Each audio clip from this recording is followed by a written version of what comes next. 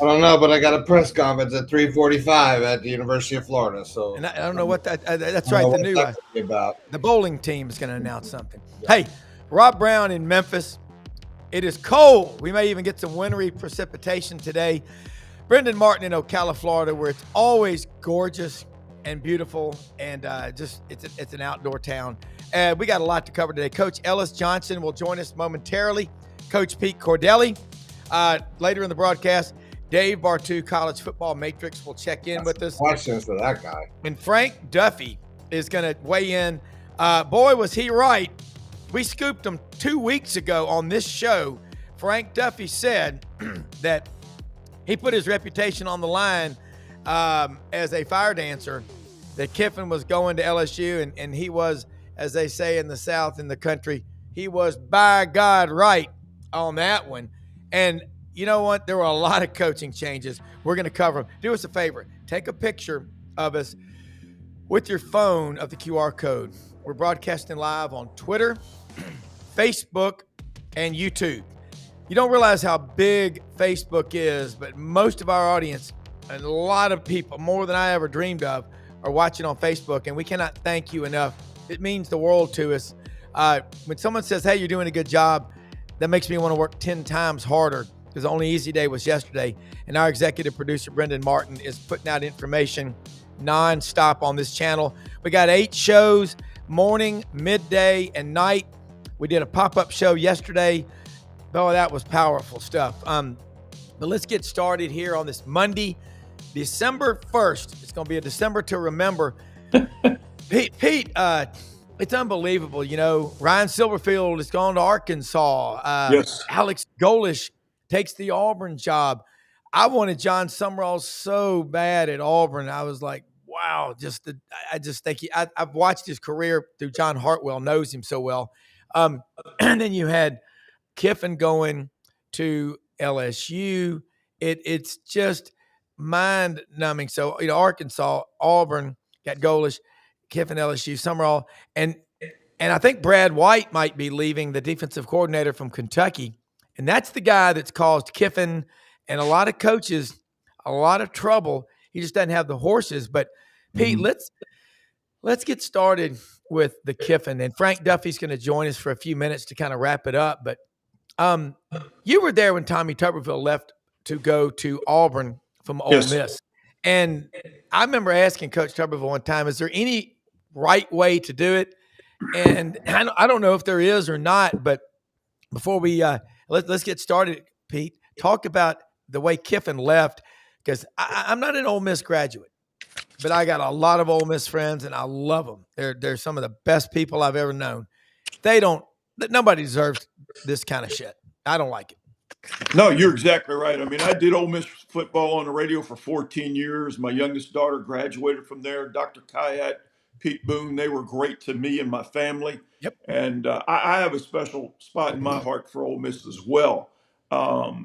This deal with Lane Kiffin was done last Tuesday night, but they had to keep it quiet because of the Egg Bowl. But 2 good friends of mine in Baton Rouge called me and said, "Here's the deal: 7 years, $94 million over the deal. It's 14 to 14.5 million. Plus they guaranteed 25 to 30 million for the NIL roster." Now that one's a little touchy because you can't go outside to do the NIL thing. But you know what? It doesn't matter. The Midnight Riders are flying throughout the country right now. I mean, that one number that was set, that's all being broken in a lot of places. So forget all that.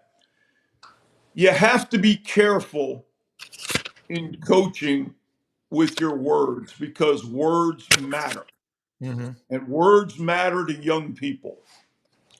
When you recruit guys and say, come here and let's do something that's never been done before, make the playoffs, get to the SEC championship game, which Ole Miss has never done, win a national championship, which Ole Miss has not done. Those players buy in and believe you. And then all of a sudden it's, the head coach is going to LSU and those players are saying, hey, coach, wait a minute. We believed in you. We believed in your message. We came to Ole Miss to number one, win an SEC championship, and they were a fumble away from doing that on Saturday night.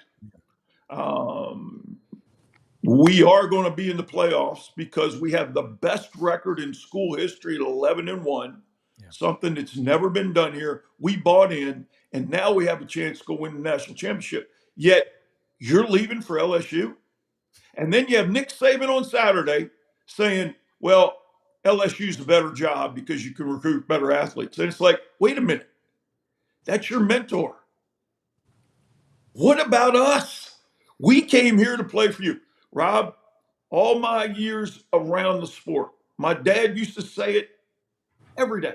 One group you never fool are the players. They know who they can trust, and they know who's full of crap.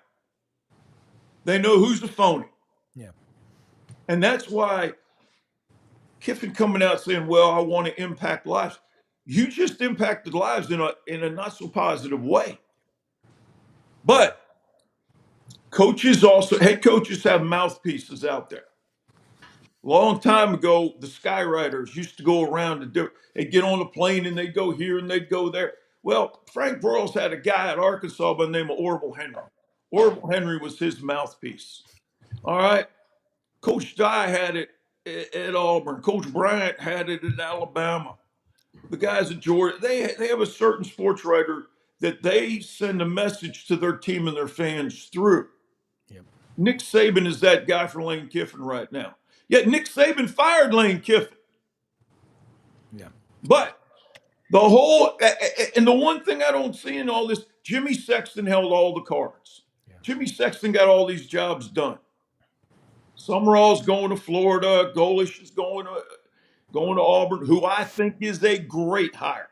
I got to know Alex when he was the offensive coordinator at Tennessee. He'd come to Nashville once, twice a week. I mean, recruiting guys when we were at Lipscomb Academy.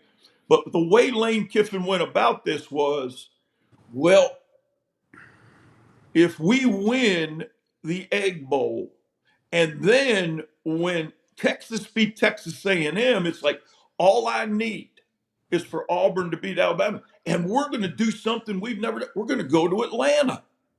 So I'm going to put this press conference off. I said all week, my question to Kiffin would be not, are you going? What time on Saturday are you going to have the press conference? Because I believed all along he was waiting on the Alabama-Auburn game. And the way Auburn came out in the second half and Alabama got away from the run in the third quarter and Auburn's starting to make plays. And look, you guys know you've been in it. You've been involved with it. Crazy things happened in that game. And Keon Crawford, the kid from Memphis, whose father, X-Man Crawford, played it. But I saw Keon. I saw Keon at Arkansas State for years at Arkansas State. And he's just doing the same things that he did. I mean, what a special player. But Kiffin knew he was going to try to coach the Ole Miss team. If Auburn had beat Alabama, he wanted to coach against Georgia in the SEC championship game. Lane's about Lane. That's not changing. I don't care how many yoga classes you go to. I don't care how much you do that. When the bottom line is, his buddy Ed Ogeron talked him into the LSU deal along with Jimmy. 7 years, $94 million, 14.5. God bless you. You're getting your money. It's always hard to leave a place. But when you tell those players, come here, we're going to do things that have never been done. And then all of a sudden, those players are looking at you and going, Coach, we did everything you asked us to do. Why is the LSU job better now than what Ole Miss is? Why can't you stay here and see us through this? Yeah. There's some pissed off players right now and again, every relationship's built on trust. Kiffin broke the trust again. Yeah. That's his track record. Yeah. It's what's best for Lane. This wasn't a money situation. He's got more money. He's got all the money he wants. Saban and Pete Carroll, Ed Ogeron, and Jimmy Sexton all talked him into leaving for LSU. Yeah. Coach Johnson, I know you leave, and I've left before going from one company to another, and it was well worth it. I mean, but you're leaving till you're not. But you know, one thing, zebras don't change their stripes. They just change their watering holes. People don't really change much, do they? Even if they take hot yoga classes. Yeah, and I mean, I can't disagree with anything. I came in late, so I didn't hear it all, but I can't disagree with anything that Pete has said. I will say this. I think the circumstances were about 75% of it. Lane's 25% of it. He's not really doing anything John Sumrall's not doing. He's just handled it worse. And I think that some of the things he said along the way and all that, we know that probably 60, 70% of these coaches that move, they lie for 2 or 3 weeks until they're gone because they can't tell the truth. Yeah. Why is Lane different? Because everybody that, they don't like Lane personally. He didn't fix the portal. He didn't invent the playoffs. He didn't decide when the signing date was going to be moved to December. He didn't decide there'd be only one portal and it'd be in January in the first week. He didn't create any of the things that really complicate these decisions now. And he said something the other day, and we've sat here and said things like this on this podcast and on other radio shows. I've said it. Kids today don't have a lot of loyalty because of the NIL and the portal. Yep. If Ole Miss had gone 7-5 this year, how many of them kids would be jumping in the portal trying to get them some money at somewhere else? Hell, some of them might end up at LSU. I just, I don't like the way he handled it. I don't like some of the things that he says, but that's personality. That's not, this thing is so screwed up, and it's college football today. And I don't know if there's any right way to have done it. He probably didn't do a whole lot of things right. But every one of these coaches that are moving right now, they're doing about the same thing. You say, well, hell, some of them ain't in the national championship playoff because they're at schools that'll never be in the national championship playoff. So I don't know. I just have a little different take on it. I think it's a two-way street. And I think, 30 years ago, 100% of his team probably would have been recruited out of high school, maybe a few JUCO transfers in there, but they stayed at that school the whole time. Well, you can't say that about that roster anymore. Those kids are hunting for money too, and they're hunting for the best place to fit their scheme and their system. And it's just a little bit of that on both sides. And what I don't like about it is that's what we have today for the world of college football. Yeah, Ellis Johnson and Pete Cordelli, two of the best takes you'll hear anywhere. I agree with you, and it is. These kids are hunting for money, Pete. Let's switch, and because Frank Duffy's going to join us in a few minutes to give kind of an LSU deep insider. John Sumrall. I mean, we did a pop-up show on this channel yesterday. Buddy Martin, John Hartwell, Lauren Meadows, Brendan, and me. People calling, Sumrall hire a disaster. Same thing as Billy Napier. I mean, they're different people. What's your take on John Sumrall? I think that's who I wanted at Auburn. I'm nothing against Alex Golish. I've just been a Sumrall fan since Hartwell started telling me about him 4 years ago. I think the world of John Sumrall. And here's my take on Sumrall, Golish, and Silverfield. You're going from a group of 5 schools to a Power 4 conference. That's a whole different deal than Lane Kiffin going from Ole Miss to LSU. When we got into coaching, we wanted to coach at the highest level. We started out I started out as a graduate assistant, but I also coached at some lower level schools to try to build my resume, build my network, get other places. Tulane, group of 5. South Florida, group of 5. Memphis, group of 5, who's been trying to get into the Big 12 and they can't do it.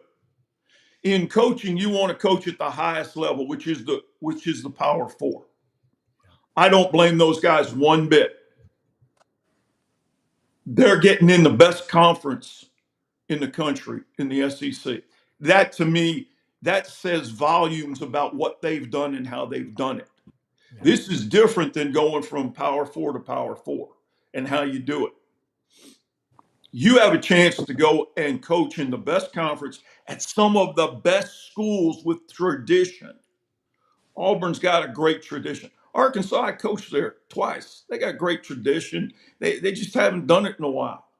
And Florida, my gosh, guys. I mean, we know how. So for them to take that next step, I credit them. It's Eric Morris going from North Texas to Oklahoma State. The group of four is, the group of five is going to get left out. They're going to get one team into the playoffs. So when you have a chance to not only improve your family situation with that money, but your professional status going from a lower level, which they are, lower level schools to a Power 4 school, that's huge. That's what we got into coaching for, was to coach at the highest level to see if we could get it done. Sumrall going to Florida, totally different, man. I'm going to tell you, he's going to work his tail off at recruiting. It's not going to be the Dan Mullen deal where I only recruit, during recruiting and all that stuff. Sumrall's going to be recruiting 24/7, 365. But it's Florida. It's not Tulane. Alex Golish is going to do a hell of a job because he knows from being at Tennessee. He started out as a GA at Ohio State. He wanted to get back to a group of four school. He was a GA at Ohio State at one time. He knows what it's like in the big time. And there is a definite distinction between big time football. Football's football. But when you're in a group of four in the power conferences, that's huge. Golish is going to do a great job at Auburn. He knows that from being at Tennessee. Ryan Silverfield, he has done an unbelievable job of maintaining that Memphis program. Yeah. And the levels it's at. Now you go to Arkansas, and the fans can be upset all they want. They're getting one hell of a football coach in Ryan Silverfield in Fayetteville, who's going to work it. They're going to be tough. They're going to be well coached, and they're going to play complementary football on all three phases. See, I don't have a problem with Sumrall going from Tulane, with Golish going from South Florida. I mean, Jim Leavitt did the best job at South Florida, and he goes on. Was he going to Kansas State? Was he going to Colorado? There are divisions in college football of the top schools and the lower level schools. And that's why you heard Tom Osborne, Jackie Sherrill years ago say, we're going to go to a super conference. We're going to go to the top 64 teams. Well, guess what? Arkansas, Auburn, Florida are in those top 64.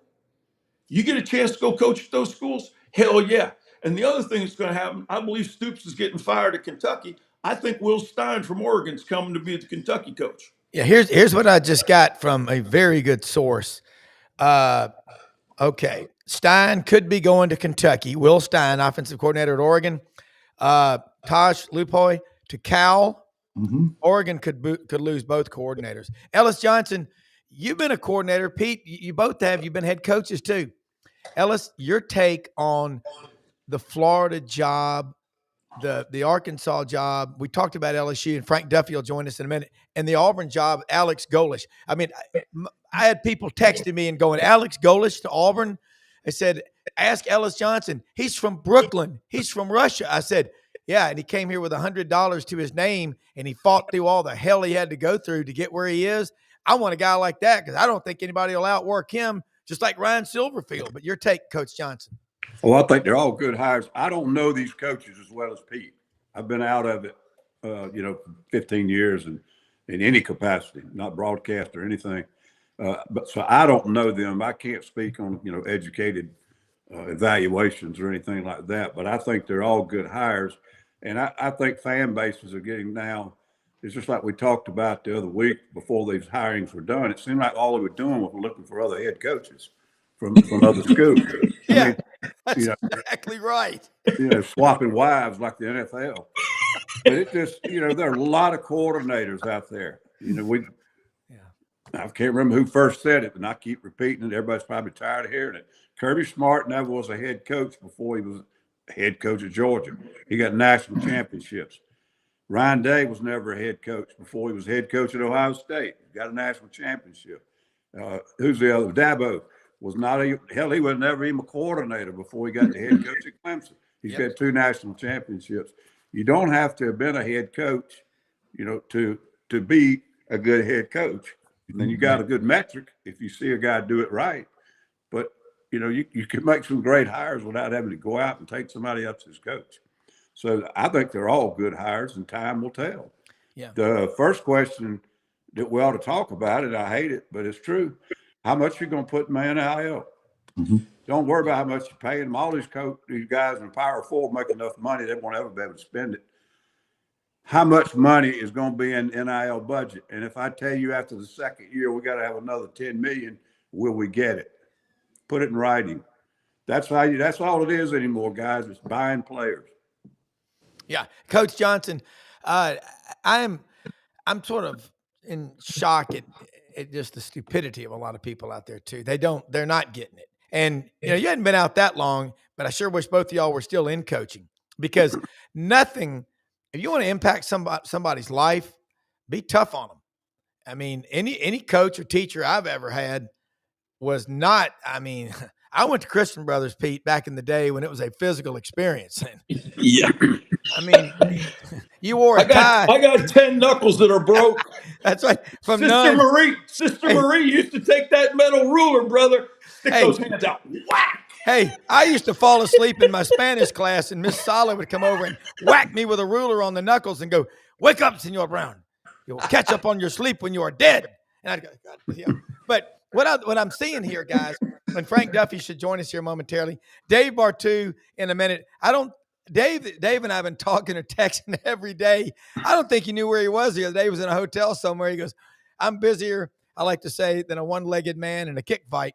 But both of y'all are nailing it. It's like you can build all the brick and mortar facilities you want, but then we've got Frank Duffy. Frank's going to come on here for about 8 or 10 minutes and kind of, Frank, first off, you were dead right 2 weeks ago, and all the national guys were all kind of whispering, going, "We have it on good accord that you were born Nathan Huffines. Any reason you changed your name to Nathan, Arizona? Would you buy furniture from a store called Unpainted Huffines?" Remember that? Raised in Arizona. I do. Frank, how are you?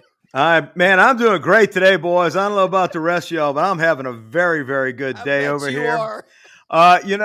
Here's the old saying. What do they say, coaches? If you know, you know.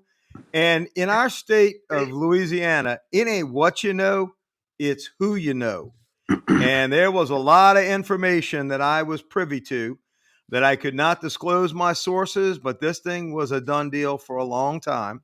Mm-hmm. As I mentioned, Knox Kiffin had been enrolled in U-High right on the grounds of LSU for a couple of weeks. We knew that. We knew the agreement had been put in place for the amount of NIL money that we're going to be spending every year. That had already been agreed upon. All that was up was Jimmy Sexton and some of his gyrations. The poor Florida people had to get the news. They just hadn't looked down to see the toe tag yet, but it was down there. And the Ole Miss people, look, I'm sorry, but if you have the ability of running your team out on the floor of Tiger Stadium on a Saturday night in the fall, there's nothing like it. And that's what Lane Kiffin saw. And I think he was looking. He knew the money was going to be the same wherever it was. He just said, where am I going to have the best opportunity to get in the best talent? Where am I going to have the best commitment, the deepest pockets to do it?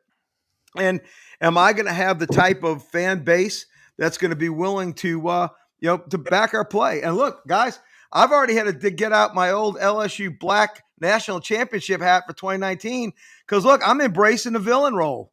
Everybody's got us now as the black hat riding in. I'm cool with that. Hey, man, we've lived through the pain of losing Nick Saban. You think mustard bottles and golf balls and some slurs are going to deter us? We've already lived through hell and back. We watched Alabama win all of our national championships. No, it is a great day to be an LSU Tiger. This guy is an offensive genius. And if you've watched my offense the last 2 years since Jaden Daniels left New York, you know we needed help on the offensive side.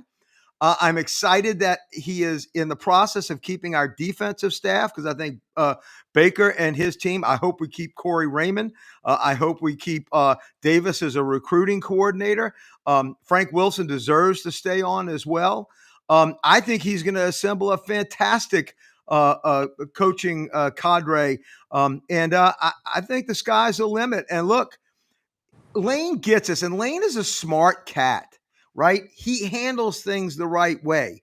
We did not have that with his immediate predecessor.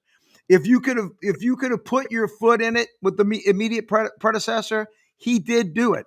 Lane is a shrewd dude, and having the resources at LSU, having the fact that we have a brand new president. By the way, I can't give all of my my sources. It went very, very high up to the top. Our new president from McNeese, I think, is willing to do what it takes to make our athletic department as successful as we can be. I think Verge Osbury hit a home run right out the gate as an AD, though we're hearing other rumors on particular ADs that might be wanting to come after their run on ESPN is done. So there's a lot going on at LSU today. We have only had, my friends in New Orleans have only called the Red Bean Summit 4 times to my knowledge. It was the Monday after winning our 3 national championships, the ones that we were alive with. I just missed 58 by a couple of years. And the day after the Saints won the Super Bowl. There is another Red Bean Summit that has been called for Mandinas today at lunchtime to talk about the success that we've just had. And I'm telling you what, confidence, I repeat, is high. Confidence is high in Baton Rouge. Well, Frank, look, Ellis, I think you got a question maybe about what Frank was 2 weeks ago saying this. Nothing beats going to a hunting club in Louisiana and hearing some chat, Ellis. But Bartoo was on last week and said they're all settled. Yes, right. He did. 3 out of the 4 he did was say was settled. Now, and the way they dropped after they let Lane, I guess Saxon was in charge, they had to let Lane do his thing. And all of them dropped. Boom, boom, boom, boom, boom. They were all done already. Yep. He could have changed his mind about something. Who knows the way he is. Something may have got him cold feet. No, I don't know. But Ellis, there was always that opportunity, and we knew that. That was the longest week. If you noticed, LSU, by the way, you haven't heard from our governor in 3 weeks. They had him gagged in the coat closet. Is he still with us? I have on good authority former LSU Tiger Ben Bordelon, a great player for the Tigers and also a political heavyweight here in Louisiana. I think had come to Jesus with the governor, and you never heard from him again. We were kind of worried about radio silence last week. There was a lot of silence. But like I said, for those that knew, it was just a matter of time. And of course, the big sticking point after, and by the way, I was right all weekend. I had Texas beating Texas A&M. Remember, Rob, on the thing. So I'm on a roll. I got to get to Vegas, man. I'm on a hot streak. But listen. Here was the thing. Lane is a chess player. He had to wait to see what happened in the Iron Bowl before he made that decision. Because, I don't think he would have been able to get the playoffs out of Ole Miss, but he might have gotten a trip to Atlanta out of them. And from what I understand, LSU was going to be willing that if Auburn, if the boys from Birmingham wouldn't have stepped in, I think Auburn, wins that ball game, and then Lane has a shot to coach for an SEC title. And I do think that the Ole Miss brass would have given him that opportunity. They would have given him a week. They wasn't going to give him all the way being the LSU coach through the playoffs. But I think he could have gotten a trip to Atlanta out of it. But Alabama won, and once that happened, it was a done deal. It was just a matter of lining up the planes and getting the jet fuel in them. Yeah, Pete, you got another question, and then we'll let Frank go. We got Dave Bartoo about to join us. God only knows where Dave is. He's probably in a plane somewhere, but he will come on. But anyway, this is great stuff, and thank you, Frank, for coming in with us. Yep. Coat of arms in the background, as it is. Hey, Frank, Hey, Coach. the silence was Jimmy Sexton orchestrating that. And Jimmy told him not to say anything because the more said, then the more problems there were. Yep. But I just want to say this. Thank goodness your new chancellor, who came from McNeese, didn't get his way and bring the athletic director from McNeese with him, or the governor would still be talking about that today. Yeah. So thank goodness you got it finalized with Verge, who's going. But that guy, what are you thinking? I want to bring my AD from McNeese. Come on, man. You know what? That might have been a deal breaker for for Lane. Well, it could have been. And look, Verge is an LSU guy. Oh, yeah. I got to tell you a funny story, Coach, before Dave comes on and I'm going to drop off. I used to run bars at LSU. Go figure. Louisiana guy owning bars, right? Right out of Central Casting, right? I used to own bars at LSU, and I ran bars. And after a game, I think it was 1988, as I'm leaving the bar late at night, the Tigers had played that night. It might have even been the game that we lost against, who was it? Miami of Ohio. It was a weird night. And I'm leaving my bar at 3:00 in the morning. We've closed down. And I'm driving down Nicholson right past the stadium. And my car breaks down on my way to my thing. I get a flat. It's not a total flat, but it's going down. And I have to pull over. A guy pulls up behind me. Two guys get out of their car. They help me push my car about 1/8 of a mile. I'm telling you, it's a long way to get to a place where I could be safe to change my tire, which I did. That young man was Verge Osbury, who did that. That's the type of guy that Verge Osbury is. I love him as an AD. I think he bleeds purple and gold. And he was the first person when Lane got off that plane in the tarmac. He was the first person there to greet him, shake his hand, put his arm around him. No, Verge is a wonderful guy. I do like our new president. I think everything is pointing up for LSU right now. I got to get my boy Dave to get with Verge so we can make sure these hires on our assistant coaches are good hires. But other than that, man, somehow the red beans and rice just taste better on a Monday when things are going well in Baton Rouge. And Hey, Frank, I have a T-shirt I'm going to send you. All right. We're keeping receipts. I'll see you at the Natty. Hey, man. By the way, Brian who? There's shit. That's like long gone. And look, you're not going to see Lane dancing with any recruiting videos. Family. Yeah. No, you're not going to see that. I promise you that. There will be no pictures looking like it's, with Studio 51 with Lane doing the smoke dance. That ain't happening. He's a chess player. Duffy, you're coming back on during the week. Awesome reporting. I love it. You kicked ass on this one. Thank you. Yeah, baby. Hey, we're wearing our villain hat, the black hat. Tigers, man, don't mess with us. And by the way, get your mustard ready, Ole Miss. We're coming next year. The only color that matters is green. Yeah, you're right there, brother. Well, hey, that was going to be Don't worry even. about the red beans and the black hats. Get the green back. That's right. Hey, nobody, and that thing was going to be matched, Coach Ellis. You know that was going to be matched by all three of them. There's no doubt about that. Whoever was going to win this, they were going to have the top money. Not salary. Not salary. Get the player money out. Oh, yeah. Oh, no doubt. Well, hey, and look, Coach, there's two things that are going to come out of the reason why he absolutely came like we thought he was coming. Number one, it was Nick Saban saying that's exactly where you need to go. That will come out. And number two, because I know privy to the conversation. And number two, it's the fact that we stepped up and guaranteed the NIL money, the player money going forward. And let me tell you something. You put our recruiting net in Louisiana on top of the cash, on top of the fact that we have great recruiters already in our building, Wilson and Davis being two of them, and with Lane coming in, guys, we're going to have a hell of a lineup at LSU, and there's no excuses that we can't win championships. You're missing the X factor. What's that? Eddie O's back. Lane's best buddy. Ogeron's back. Hey, listen, I'm going to have to make up with him because I was mad at him. He took his eyes off the prize after that confetti started dropping. And Eddie O was spending more time out at the pool than he was the facility. So as long as we can correct that, we'll be good. He got too much of a tan. The pool. That's so bad. Tell the truth. The pool. Well, oh my gosh. Yeah. Oh, nice diversion there, Frankie. Yeah, and there were a few other obstacles that were keeping his eye off other things. Well, Frank, we're going to get back into that this week. Thank you so much for awesome reporting. Appreciate it. All right, guys, take care. It's a gummy Monday. I got to tell you something. I got my package the other day. These are the night lights out gummies. These are the chill gummies.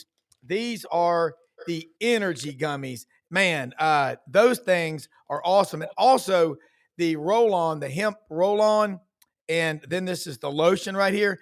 I used this on my shoulder injury. Dave, I was trying that other stuff that's hot and icy that burns like someone's got a torch next to your shoulder. This stuff is cool, easy to deal with. and I was chilling while I was hurting. And then all of a sudden the pain went away. So, guys, hempforpros.com, Dave Bartoo, College Football Matrix joins us.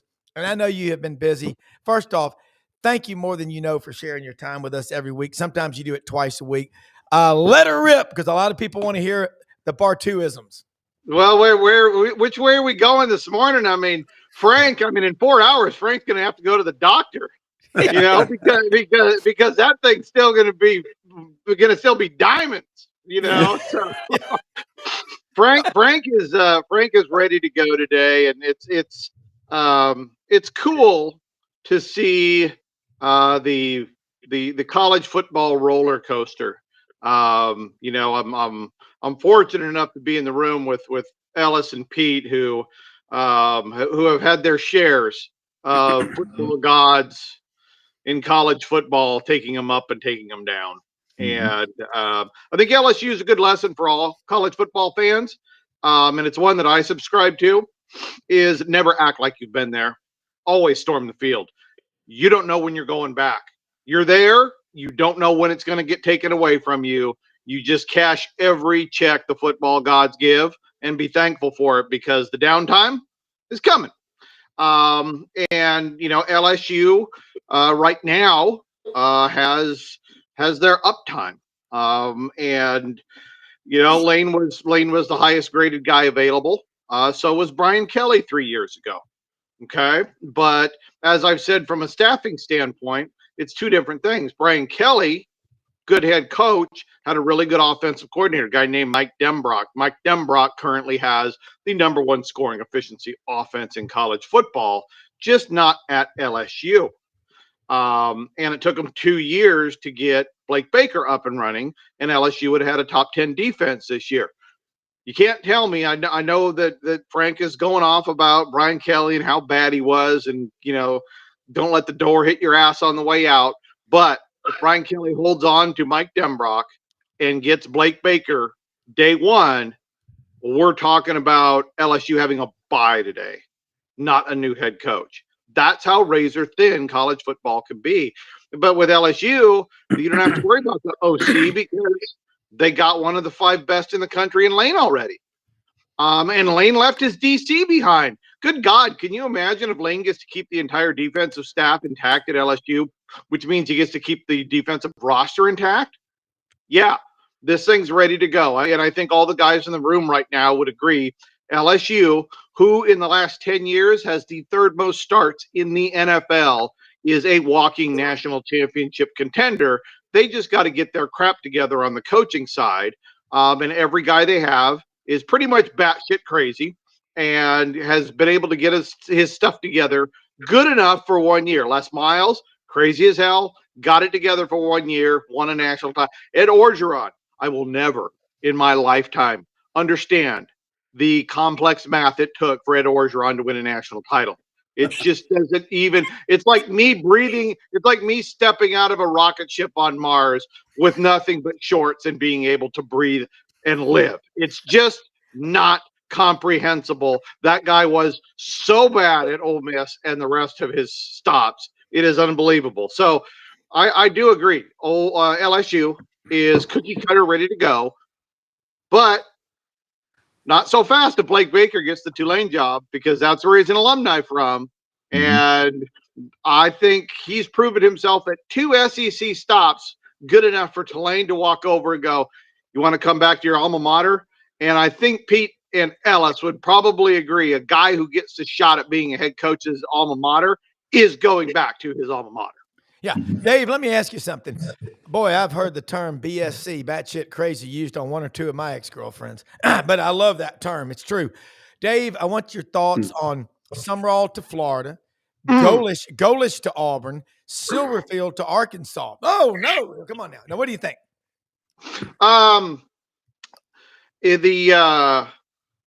Once Lane went to LSU a month ago, that's literally how long it's been, folks. Come on. It's just, that's how long it's been. All this stuff has been done for weeks. One of the reasons I was late this morning, I was working on filling the unit for one of the head coaches that got announced as hired this week. Okay. He already has his OC, he already has his DC. We're working on unit staff already. That's how far down the road. So rule of thumb, by the time you hear about it, it's 2 or 3 weeks old, folks. Okay, that's just an easy one. Don't feel bad. This is the way it has to be, right? This is the way it has to be. And before I get into John Sumrall, the reason this is the way it has to be is look at Mark Stoops. Okay, he was on a plane. He got caught going on another date, busted, right? And now it's all finally come to fruition, and he got fired. But it's never over till it's over. And this is one of the reasons why a guy like Lane or anybody else doesn't come out and say, yeah, I've had a lot of contact with LSU, and I'm 99% certain I'm going there. It's that 1% Mark Stoops that bites you in the ass, and you don't want to commit until the ink's dry. And so that's the reason you get that. Sumrall, look, I've heard a ton of Gator fans, and nothing against these folks, but the really low and tough literacy issues, they have a hard time reading and understanding things, simply compare John Sumrall to Billy Napier because they both came out of the group of 6. Brendan Martin, are you listening, Brendan Martin? Now, Brendan likes Sumrall. No. I actually talked. I was making a huge liquor delivery last night, and I actually talked to Brendan when I was driving, and we actually talked about this. So a lot of the stuff I'll touch on, I've already gone over with Brendan with this, but I specifically wanted to say, look, this is not the same thing. Okay, you got a guy in Sumrall that's had 2 different stops, not one. You've got a guy in Sumrall that I shouldn't say has had to work harder, but when you come out of the Saban family of coaching, you get some extra benefits in terms of his support, in terms of everybody thinking you're that much better because you worked underneath him, kind of like guys in Sean McVay right now.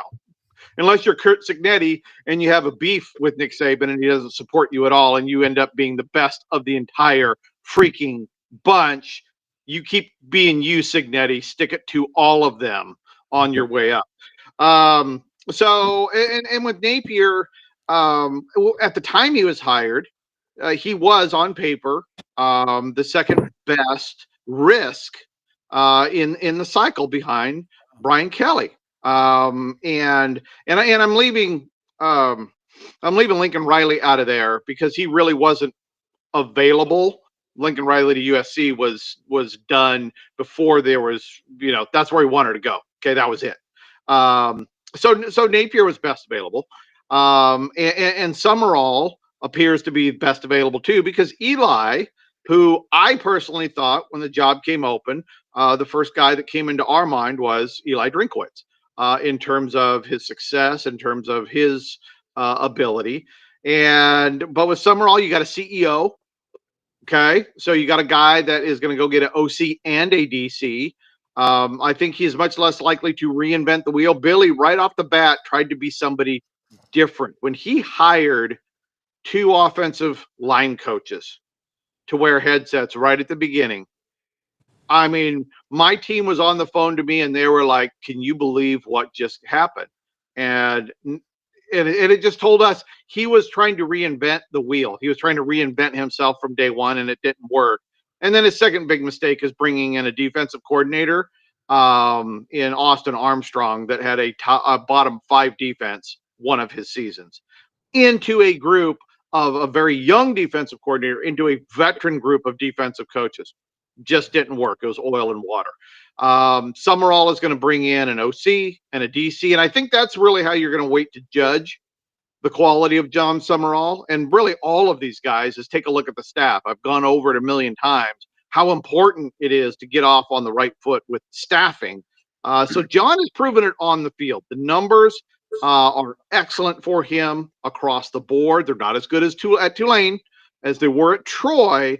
But one thing at Troy is defensively, he had an instant impact. Where he has struggled is offensively. So I think the defense, I know the defense will be done right. Okay. You look at his history and what I know, the defense will be fine.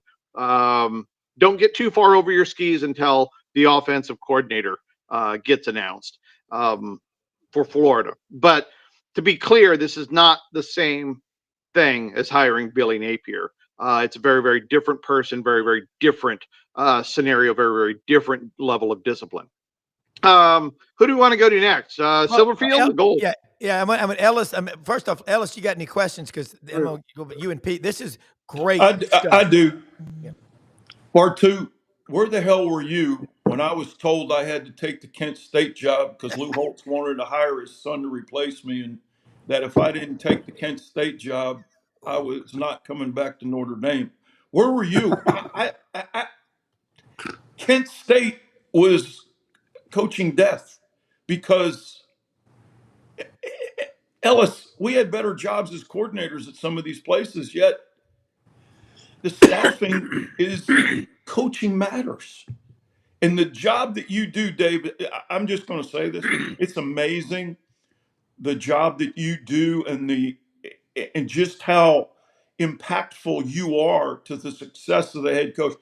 The head coach has got to have a great staff. Yeah. But damn it, Bartoo, where were you in 1990? Holy hell.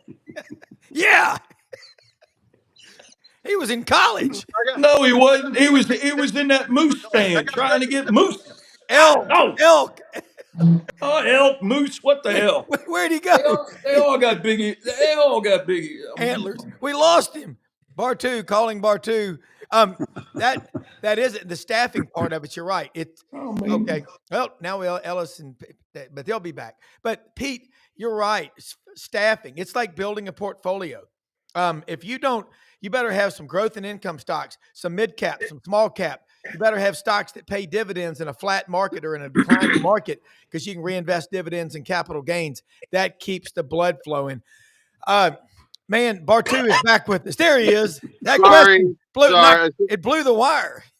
No, it was, yeah. I could barely hear it. There was a problem with my audio end, so I just I had to reboot. So sorry about that, Brandon. Gotcha. 1990. Where were you? Exactly. Well, okay, Ellis, jump in here with a question for Dave Bartoo. This is great stuff, and so much. Thank you all so much for watching, whether it's on Facebook, YouTube, or Twitter. Share us, like us. Cannot thank you enough, Coach Johnson. Well, I don't have any questions. I'm soaking it in, and I remember right before you came on, Dave, Duffy was talking about when Lane did this or something else. Well, we were on a week ago, or either 2 weeks ago, I can't remember, and you said all these things are already done. Yep. It's just a matter of this, that, and the other. The other thing you said that was very interesting, because I found it to be almost unbelievable, but you said in so many, I don't know if it was 36 times or whatever number of times you've been involved in these, no leaks, 0 leaks. Nope. And I couldn't believe that, because it just no. Coaches about like women at a Tupperware party. Okay, telephone, telegraph, tell the damn coach. It's just, we're terrible, and it's the way things fly around. You never know what to believe. Yeah, well, I think that's it. You never know what to believe. There's always somebody telling the truth, but there is just this cloud of BS, right? I mean, it's just walking onto a dairy farm and the stench is awful, but somewhere in there's always a hint of truth in something. But I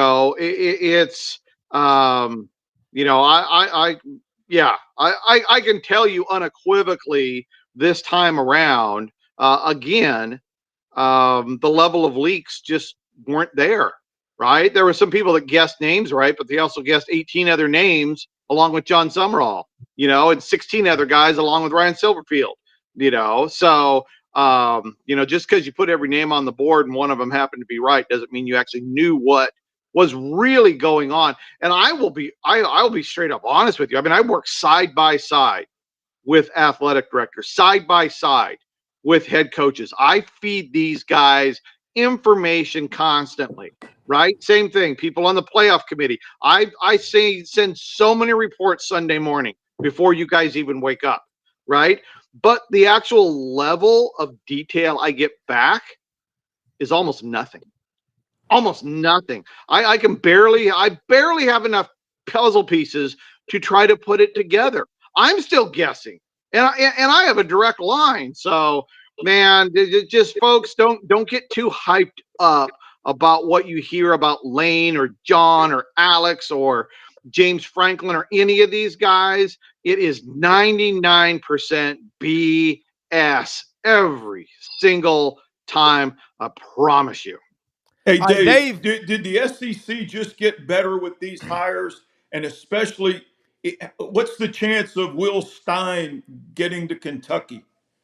Did the SEC coaching tree just get better with these four hires? Obviously, the Lane deal, yes, but the Yeah, other well, three, the Lane deal, yes, but that didn't really improve the SEC because he was already there, Yeah. right? right? So you Yeah, but I exchange, think he's at a place now where his level of competence is going to be jacked up even higher. The, I mean, the oh, reason the you reason I asked, cannot compare, except on a given Saturday, you can't compare LSU and Ole Miss to be in the same place. and the reason I asked that question is you have said all along the SEC is a good conference, but to right, win national championships right now they're not going to do it. So, Mike, the reason for my question is, do we make obviously Lane going to LSU gives LSU another chance to be in the national championship hunt, but you got right. Florida and Auburn. I mean, have these programs gotten in Arkansas? Have these programs gotten better with these three hires? I think the fans would like to think so, and I think it remains to be seen. I think Lane is in a better, like what Ellis is saying. Lane is in a better spot. He is never winning a national title at Ole Miss. Their talent level isn't good enough. LSU, it is now. Let me have a little caveat though about the whole SEC. Okay, the whole SEC. Everybody keeps talking about, wow, look at the parity and look, it's the toughest conference and all these good teams. No, today's SEC is not good compared to yesterday's SEC. It's not even close. Okay, I think one of the come to Jesus discussions that people need to have about the SEC is they've eaten their own young with expansion. Okay, the greed got them because now all that talent isn't condensed in 2, 3, or 4 programs. The money's spread out across the South, and so yes, you have a more talented conference than other places, but it is spread thin like butter on hot toast. And right now, you don't have a good team in the SEC. Okay, tomorrow night. There are going to be 15 teams in the top 15. 2 teams of those 15 have a bad loss, meaning they lost to a team under 500 somewhere along the way. One of them is Alabama. One of them is Texas. Okay. There are 15 teams in the top 15 this week, right?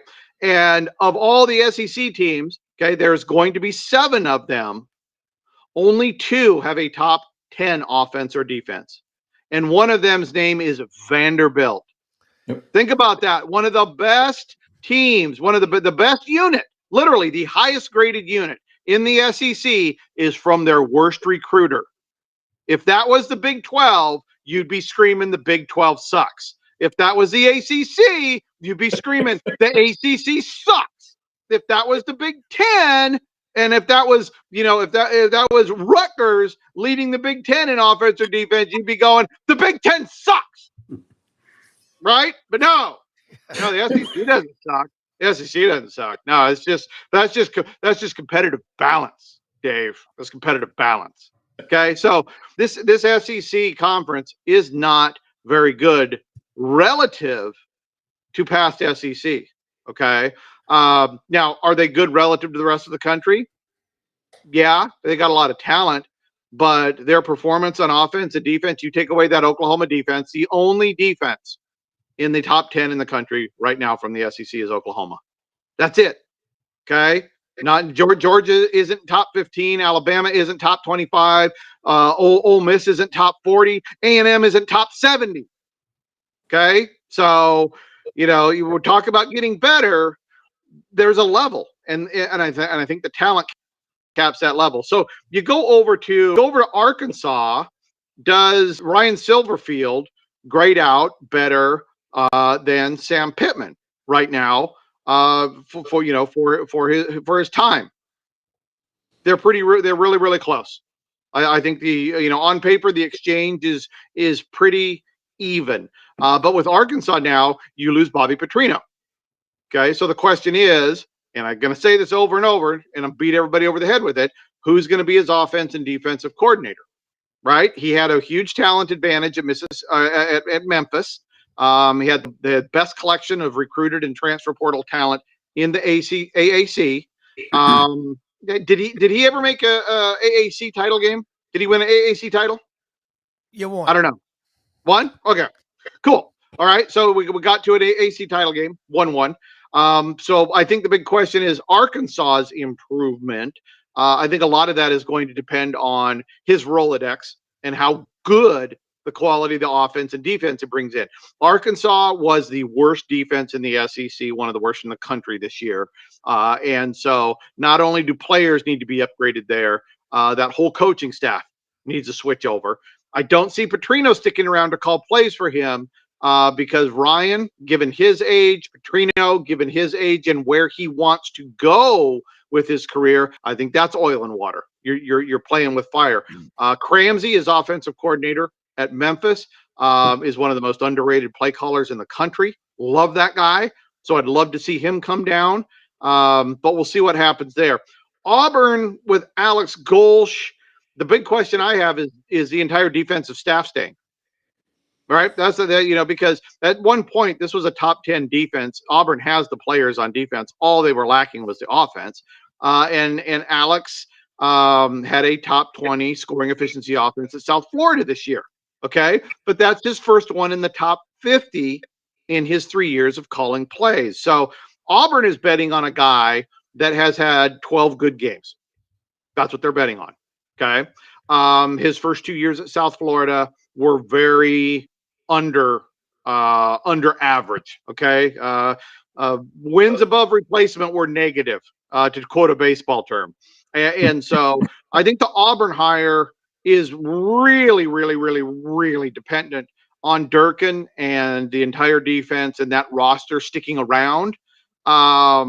If it doesn't, then I have a hard time saying Auburn improved today relative to There's conversation that Rodney Gardner's going back to Auburn. He's leaving Tennessee, which I think he's an ace recruiter.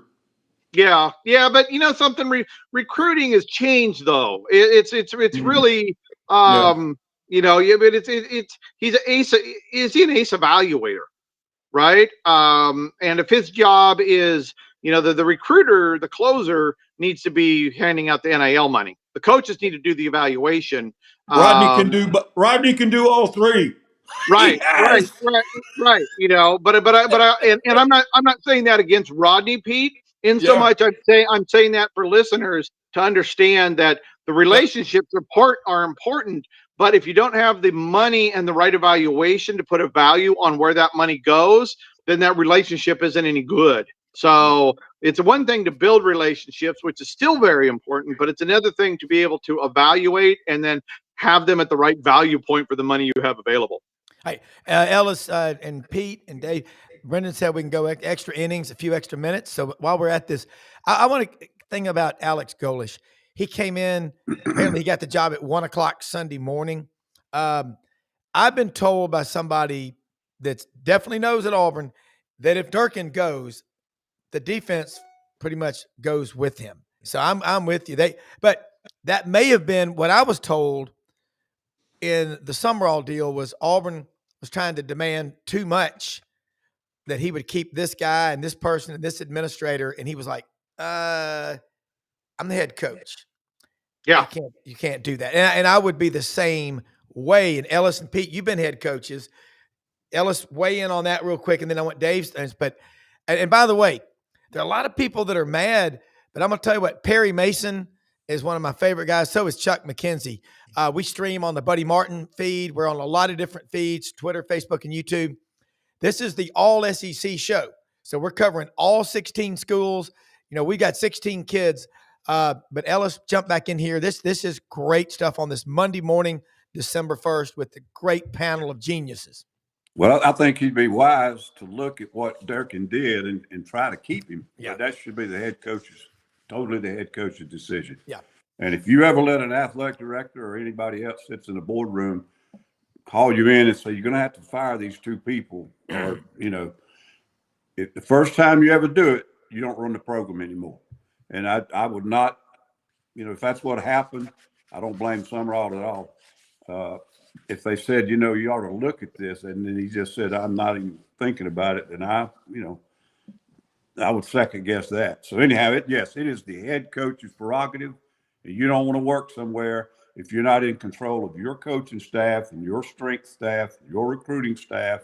If you got to answer to somebody that's not in that room every day and responsible, their job ain't on the line when yours is, that's not a way to run a program. Yeah. And Dave, I want to say too, that totally agree with two guys. Pete and Ellis have done it, and Dave, you do it too.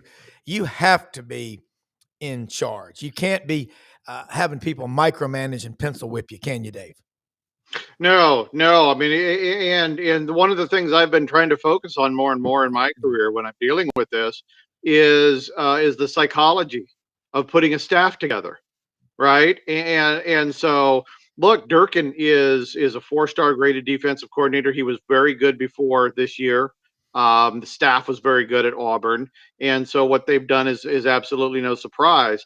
But just because a guy's good on paper doesn't mean he's going to get along with the new guy, right? So, let's say this is actually, if that actually happened, if one of the requirements of taking the Auburn job was keeping Durkin and the staff and the roster together, look, Durkin is a veteran coach, and Pete and Ellis can really chime in on this. And I know we're running low on time right now, but we're going to put a pin on this because I think this is something that should be talked about with all staffs going forward with the SEC.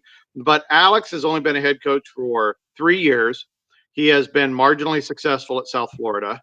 How well, DJ, remember who he was just working for? DJ was just working for a veteran guy. He working for Hugh Freeze. Hugh hired him, right? There's an emotional connection there, and there's a veteran respect there. When you have a new head coach with just 3 years who's now in charge, how well is that veteran head coach going to want to listen and blend with this new guy that's been told, well, now he's your boss. He didn't hire you. He has less experience than you. You probably believe you're a better head coach than he is, but you got to get along with him. And Alex, you got to get along with this old guy who wants to bite your head off. So, when you're looking at staffs, folks, take a look at the veteran rookie makeup of these things. Well, let me just say this. I recommend take some of these, Coach, and chill gummies. Yeah. Hey, Ellis, what were you going to say? Go ahead. Go back and think when Terry Bowden came from Samford, and the Auburn staff had been really, really good, and Wayne stayed, was running the defense, and they started to clash about 2-3 years into it. Yep. And that's when they had to make a change, and he brought in brother, Bill Oliver. It's a very similar situation, Dave, and I don't think either one of them were wrong. They're both really good coaches and proved it as time went on. But that same similar scenario happened right there at Auburn. Hey, Dave, there can only be one lion in the den, folks. One lion in the den. Dave, question for you from Perry Mason, great citrus farmer down in Lake Placid, Florida. I love this guy. He's such a gentleman. He wants to know, Dave Bartoo, could you tell me who you think right now the early leaders in the clubhouse are for OC and DC at the University of Florida, home of the Fighting Gators? I cannot confirm nor deny exactly who the OC and DC are going to be. He knows. You know. Can you? I mean, is he tall or short? Oh my God, dude! I'm everybody's tall compared to me, brother. Everybody's tall compared to me. No, it's don't worry about it. Don't worry about it, citrus farmer. I got your back, buddy. I got your back. Can you let us know? Send me some grapefruits. I need some grapefruits. And by the way, we had such an honor to do it yesterday. Buddy Martin's a badass. Brendan's dad. I love. He's my writing mentor. He'll take your head off if you don't do it right. And Buddy, I hope Buddy gets an audience to sit down and talk to John Sumrall. John Hartwell was on with us yesterday. John's known John Sumrall since John was in high school at Grissom up in Huntsville. But Sitting down with Buddy would be like back in the day, sitting on the front porch with Ben Hill Griffin, like Charlie Pell did, for 5 hours one Sunday afternoon, talking about any and everything but football. But when he left after eating swamp cabbage and talking about life, Ben Hill Griffin wrote the largest check to date ever in Gator Athletics history. Ben Hill Griffin Stadium. It pays off. Relationships are everything. Dave, we got a couple of minutes before we got to wrap up. Okay. A lot of chatter out there. Staffing and everything like that's going on now. It's like, so kind of give us sort of a hint of what's going to be coming up. Well, you got the Kentucky job. Look, Eli stuck around. Ole Miss, Lane let this hang out there long enough for Pete to get his staff together. And so there's continuity at Ole Miss. So you're not going to have roster turnover there. It sounded like Charlie Weiss is going with Lane, but Lane calls the plays, so who cares? So our question mark then is going to be who's going to be the offensive coordinator for Pete Golding, and Bobby Petrino. Yeah, is there a connectivity between Bobby and Pete at all? Yes, they've known each other for a long time. Okay, that's great. That's one of the names. No, that's just one of the names I've heard in the last 24 hours. That's cool. But the one question I always ask is, what's the connectivity?